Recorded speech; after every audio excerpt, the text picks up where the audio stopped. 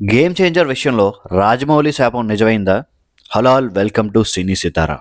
Triple R లాంటి భారీ hits తర్వాత రామ్ చరణ్ అండ్ ఎన్టీఆర్ క్రేజ్ బీభత్సంగా పెరిగింది.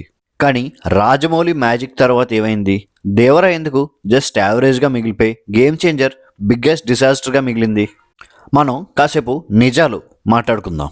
శంకర్ డైరెక్షన్లో ఒక పొలిటికల్ థ్రిల్లర్గా వచ్చిన గేమ్ చేంజర్ జనాల్ని అంతగా ఎంటర్టైన్ చేయలేకపోయింది. దీనికి one of the biggest reason ఏంటంటే bad execution of a very good script.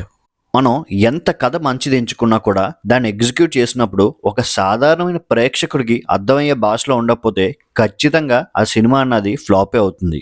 And దాంతోపాటు వెరీ కన్ఫ్యూజ్డ్ స్క్రీన్ ప్లే ఉంది. స్టార్టింగ్ నుంచి ఎండింగ్ వరకు ఒక రియలిస్టిక్గా లేకుండా చాలా ఇమాజినరీ సినారియోస్లో ఉన్నట్టు నాకైతే అనిపించింది. ఇది నేను చెప్తున్న మాట కాదు, శంకర్ గారే డైరెక్ట్గా ఒప్పుకున్నారు. గేమ్ చేంజర్ అన్న అవుట్పుట్ నేను అనుకున్నంత గొప్పగా రాలేదు, నేను 5 hours సినిమాలా తీద్దాం అనుకున్నా కానీ చాలా ట్రిమ్ చేశానని. ఒక నిజం మాట్లాడుకుంటే అంత పెద్ద సినిమా తీయాలనుకున్నప్పుడు పార్ట్ 1 పార్ట్ 2లో తీస్తే అయిపోయేది కదా. సరే, మినిమం టు మినిమం అంత పెద్ద స్టార్ క్యాస్ట్ ఉన్నా కూడా, రామ్ చరణ్ లాంటి గ్లోబల్ హీరో ఉన్నా కూడా వెరీ మినిమం కలెక్షన్స్ రావడానికి కొన్ని రీజన్స్ ఉన్నాయి. అవేంటో మాట్లాడుకుందాం.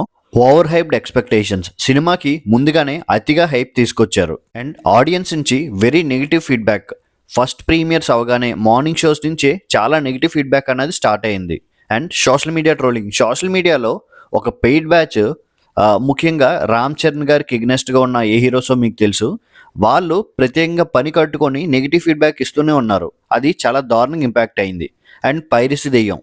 ఇదంతా దారుణంగా ఉందనుకుంటే హెచ్డి ప్రింట్ అన్నది డైరెక్ట్ ఫస్ట్ డే మార్నింగ్ షోకే రిలీజ్ అయిపోయింది. అంటే ఓటీటీలో రావాల్సిన print first day morning show అవగానే వచ్చేస్తుంది. ఇంకా లాస్ట్కి మూవీ టీం కూడా చేతులు ఎత్తేసి ఫేక్ కలెక్షన్స్ 186 కోట్లు అని వేసుకున్నారు. అది చాలా దారుణంగా ఇంపాక్ట్ చేసింది సినిమాని. ఒకటి కాదు, రెండు కాదు, ఇంకా అన్ని ఫ్యాక్టర్స్ కలగలిపి గేమ్ చేంజర్కి ఒక ఫెయిల్యూర్ అన్నట్టు మనకి ప్రూవ్ చేసేలా జరిగింది. జరిగిందని మనం ఏం చేయలేం, జరగబోయే దానికోసం మాత్రం ఆలోచించగలం.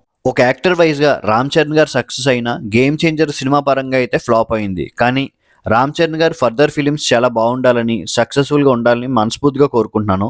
ఈ వీడియో మీకోసం కొంత రీసెర్చ్ చేసి కష్టపడి తీసాం. మీకు నచ్చినట్టయితే జస్ట్ లైక్ చేసి ఛానల్ సబ్స్క్రైబ్ చేయండి. మీ ఒపీనియన్ ఏమైనా ఉన్నా, సినిమా కోసం చెప్పాలనుకున్నా కామెంట్ చేయండి. థ్యాంక్ యూ అండ్ జై హింద్.